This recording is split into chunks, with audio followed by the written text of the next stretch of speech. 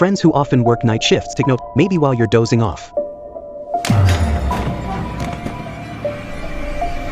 The night shift nurse suddenly got slapped for no reason, but when she looked around, there was no one there. Seeing the clear handprint on her face, she was sure it wasn't just a dream, so she shouted for the person to come out.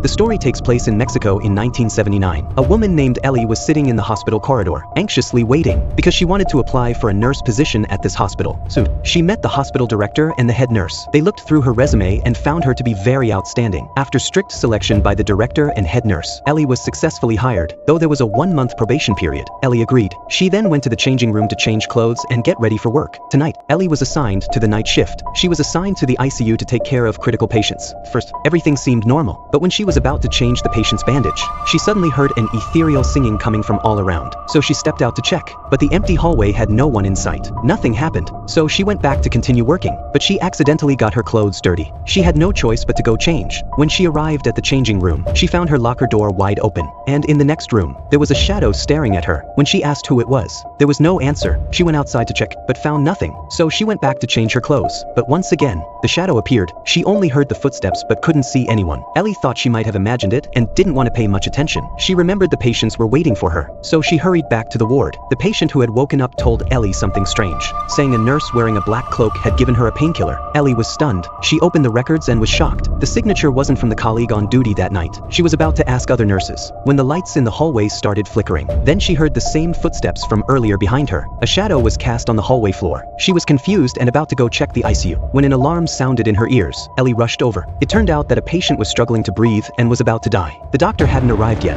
Anxious, Ellie couldn't just stand by and do nothing, so she took emergency measures. Once everything was handled, the doctor finally arrived. The doctor scolded her for interfering without permission. Though Ellie had successfully saved the patient's life, she could only silently endure the scolding. The next day, Ellie saw a new nurse looking drowsy, so she kindly reminded her not to sleep while working, because it wouldn't be good if the leaders saw. The young nurse nodded in agreement, but by evening, in the empty corridor, the nurse on duty at the front desk fell asleep. And just then, the bouncing footsteps echoed through the empty hallway. A ghostly nurse wearing a black cloak appeared in the corridor. She stared intensely at the sleeping nurse. Then she slapped the nurse's face.